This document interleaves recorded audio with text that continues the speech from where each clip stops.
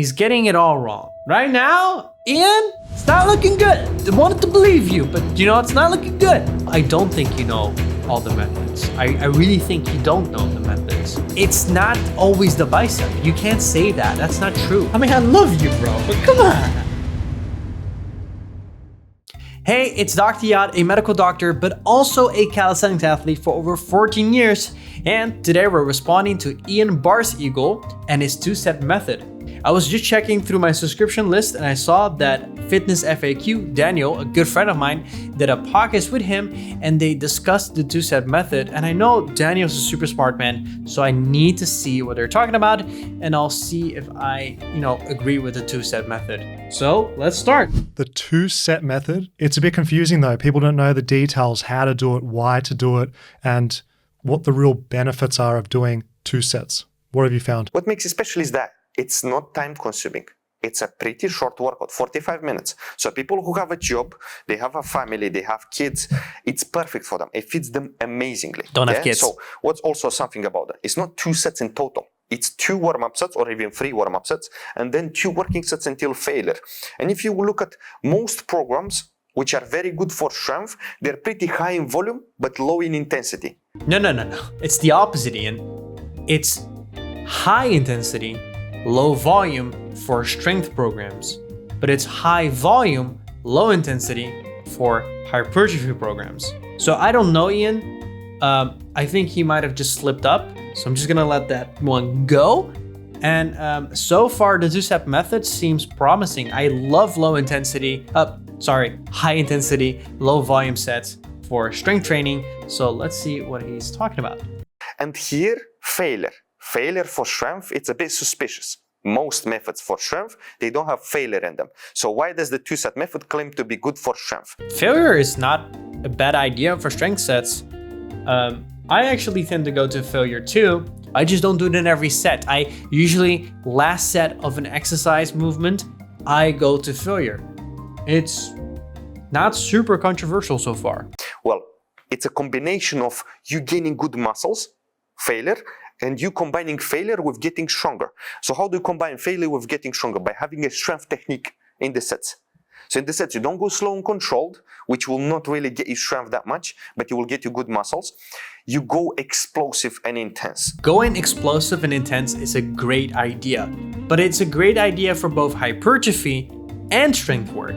It's not a hypertrophy or strength exclusive. I think he makes the case that it's good for strength work, and it's completely true. The idea is if you go explosive and you give your full effort, you're gonna utilize all your muscle fibers at the same time, which is great for hypertrophy work, but also for strength work. Besides, new studies show that you don't need to do slow eccentric, rather just a control eccentric. You have a specific way to go until failure. For example, you do dips. You start your working set, you do dips non-stop, until non-stop becomes tough, you take a pause, 2-3 seconds. Boom, 1 rep. 2, 3, 4 seconds, 1 rep, and so on until you achieve failure. So you have a specific way to reach failure. So there's different ways of doing failure. One of them is technical failure. Technical failure is basically let's say you're doing dips, and at some point your form is going to be less good. At the moment you start losing proper form, that's technical failure. But at this point, you probably have a lot of reps still in reserve. Usually this is about 80% in your set. And then you get to muscle failure. Muscle failure is when you still can do an eccentric, but when you start doing your concentric, you just can't go up. Or you go up for like a few centimeters, but then it just blocks completely. And you're just physically not capable of going further. That's absolute muscle failure. But going to muscle failure is not something I recommend doing all the time. It depends. What program are you doing? What exercise are you doing? How deep in your training are you right now? Is this your first few sets or your last few sets? So many variables you need to think about. What's the thing about this method? It will take you to minimum 40 kilos for 10 reps on weighted pull-ups and minimum 70 kilos for 10 reps on weighted dips. And you can achieve minimum 70 to 80% of all the muscles you can ever achieve. I'm not a huge fan of what he's saying now. I don't like using absolute numbers and just say that's the minimum of what you reach, especially in the numbers he's mentioning. These are pretty impressive numbers. It's just going to lead to people getting disappointed in themselves and second guessing their own strength, their talent. It's just going to lead to a bunch of bad thoughts and not a huge fan. I like bringing back intensity, because I look around a lot on social media now, and also in gyms, the intensity is pretty lacking, man.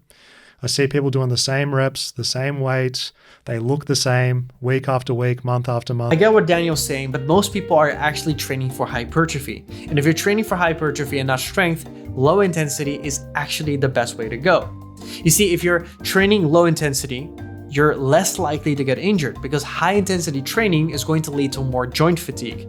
Joint fatigue is basically fatigue of the structures around the joints, tendons, cartilage, ligaments. And if they get tired, if they get fatigued and they don't recover in time, at some point it's going to snap and lead to problems. High volume training, low intensity is not going to lead to a lot of joint fatigue, so you can get more work done, and more work leads to more muscle. Understand?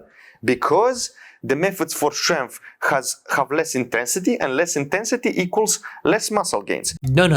The methods for strength usually have high intensity, and high intensity equals to less muscle gains because high volume does equal to muscle gains. He's getting it all wrong. Right now, Ian, it's not looking good. I wanted to believe you, but it's not looking good. Okay, you say you know this method. Tell me about it. Bro, I can share easily, no problem, everything. So you'll understand that this guy knows methods, he knows the stuff, and he still says this method is very good. Very suspicious, you understand? It's like, what does he say? That maybe because it's true. He's got a nice smile. It looks very kind. I don't get the suspicious thing. Also, I don't think you know all the methods. I really think you don't know the methods. You've only mentioned the 5x5 strong method, which is a very basic method. For muscle gain, the recommendation is generally 10 to 20 sets, hard sets per week to get muscle growth. If you're using the 2-set method a few times a week, you're not really reaching that 10-set minimum. What do you think? Is it a hard requirement? You need 10 to 20 sets, or are these 2-set method sets so damn hard that it's stimulating like crazy? That's a good question Daniel's asking. I'm very curious to how Ian's gonna answer this. I usually hit 12 sets per muscle group. So I actually do hit the minimal effective volume for hypertrophy. Yeah. So one thing with the 2-set method that you'll notice, once you do it, you will not be able to recover from a push day in 4 days or less. So you might think 2 sets. You can't recover. Usually how it looks is 1 day after the 2-set method, you feel 100% or 80 to 100% soreness. The next day, you almost feel the same thing, but let's say it's 70 to 90% soreness. The third day, you feel like 20% soreness or 30. The fourth day, you feel nothing, but there's still something there. Like 10% that you don't feel. I don't believe him. I believe that might be happening in the first few weeks, but at some point your body is going to adjust. Your neural drive won't be able to keep up with the amount of volume you need for proper delayed onset muscle soreness. At some point, you're going to have joint fatigue rather than muscle fatigue, and you're going to feel that, not your muscles. So I don't believe him. How about accessory exercises for the 2-set method? Are you just doing that big compound? Are you actually including any isolation stuff afterwards? How does it work? Good question. So when it comes to the isolations, I suggest usually people to do a chest press machine, which is just you pushing forward or you pushing a bit here. The reason I don't suggest bench press is for a good reason, because the good reason is it's a compound. He asked for isolations, and you're mentioning another compound. Bench press is a very intense compound movement. From our other accessories, I suggest people is after every workout, side delts, because they recover quick and they're pretty also important. And the reason I tell people to train side delts, because it's a very suspicious muscle. What's with the suspicious thing? What's so suspicious about the side delt? It's not like the side delt is like hiding. Wait, what? Does he know what suspicious means? I'm so confused. I was strong at weighted pull-ups, weighted dips, handstand push-ups, muscle-ups, side delts. I was lifting the smallest number on a machine. This machine, smallest number, 10 reps. I don't completely believe him. If you're doing handstand push-ups, there's a huge side delt component. When you're doing deep handstand push-ups, this part is a side delt movement, right? Unless you're doing it like this, and many people don't, that's just too hard. We all do it a little bit like this, right? And so The first 10 degrees, super spinators, whatever. The other degrees, that's all side delt. And at some point, you bring it in a little bit. So it's a big side delt movement also in combination with interior delt. I do believe many calisthenics athletes have an underdeveloped side delt because, like I said, it's only overhead press that actually really targets it. So doing side delt work will lead to strengthening the weaknesses that many people have in the bottom position of a handstand push-up. So I think they're a great exercise to do. So you're thinking, this is probably not normal. So why would you work on it if you never need it for most minutes? Because it's easy to combine it. Understand? Why work on it if you don't use it? Because it's easy to combine it. That's a weird argument, my man. I mean, I love you, bro, but come on. Then one day you do a movement where you're using the strong side of the shoulder, you go a bit to the side and you suddenly use the very weak part, injury straight away. No. You know what'll happen instead? You do your handstand push-up, you go outwards, and you can't hold that, so you fall inwards again. People don't get injured that fast. We're not that fragile. Or just weakness. It's bottlenecking your performance because you don't have sound shoulder strength everywhere. Same with training wrists, same with training lower back. Lower back is one of the most important things.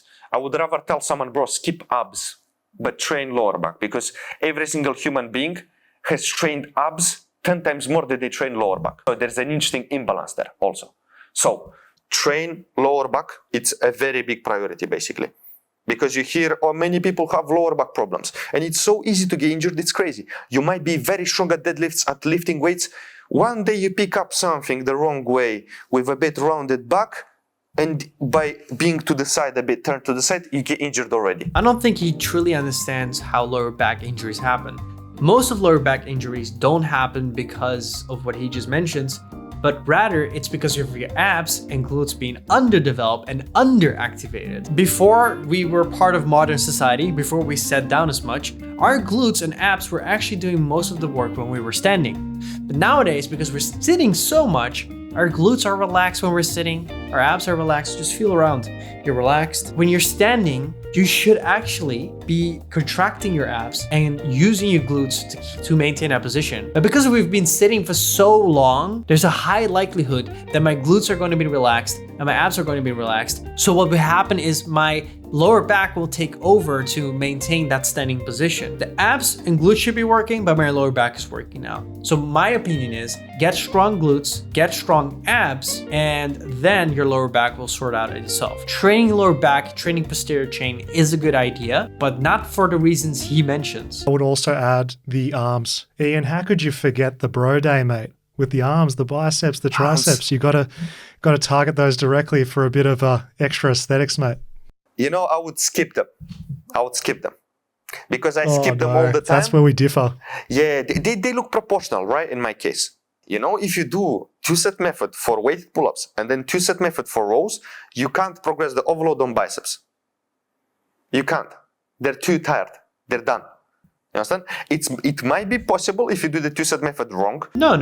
The biceps aren't a bottleneck for everyone in pull-ups and rows. When you have true muscle failure, a muscle group is going to fail, not every muscle group. So for some, that could be the bicep. For some, it could be the lat. For some, it could be the rhomboids, wherever. It's not always the bicep. You can't say that. That's not true. And your hands, you cannot fully extend them. So it's very, very tough. They will feel weird. The lactic acid, you feel the lactic acid, it feels very weird. So if you do a bodybuilding style, you just hit failure in a chill way, not with a strength technique. You can combine everything. What? Since when is bodybuilding and hypertrophy work chill? It's the opposite of chill. Strength work is chill. Hypertrophy work is not chill. These motherfuckers keep curling, resting for a minute, then do another few sets of curls, then they hit chest and they start crying and they start, thinking of, I'm coming. Well, it's not chill. They're fighting for their lives. They're actually fighting for their lives. It's the opposite of chill. The powerlifter is chilling. The actual strength athlete is chilling. 1 set of bench press, 3 reps, rest for 7 minutes. That's chill. Bodybuilding ain't chill, bro. All right, I think I've learned and heard enough about the 2-set method and Ian Barseagle. The 2-set method sounds quite viable. It's basically a high intensity, low volume program with 4 movement groups, I think. Horizontal pull, horizontal push, vertical pull, vertical push, 2 sets all going to failure, and adding some pause reps at the end. And I think he does like a push-pull legs type of split, and then he repeats the split. So he does every muscle group twice per week. So he doesn't hit that minimal effective volume for hypertrophy work. I think it's a viable type of training. Are there better methods out there that cover both strength and hypertrophy? I think yeah. I think my own method is probably better, which is basically the 2-set daily undulating periodization method, where I hit push-pull 3 times a week for each. I do full body for every single one of them, and I hit more sets that way. And I have different rep ranges. I have a 8 to 12 rep range, which for women, sometimes I make it 6 to 10. I have a 18 to 25 rep range, which again, for women, sometimes I make 10 to 15. And I have a 2 to 5 rep range. A great training method that works really well for me and many people I've trained. Going back to Ian, 2-step method, probably a good method, will probably work. Is there something better out there? Yes. Does Ian Barseagle understand programming and periodization? And does he truly understand the 2-step method? I don't think he does. I don't think he really does. He just came up with this method and it seemed to work for him. And you know, many people will probably gain a lot of strength using this program, but I don't think he really understands programming and periodization. All right, that's it. I hope you guys liked the video. Remember to thumbs up, subscribe, whatever. If you like this video, do what you need to do. If you want to see more videos like this and you want me to react to other stuff, let me know what I should react on in the comments below. And yeah, guys, thanks for watching. Dr. Yaad out. Man.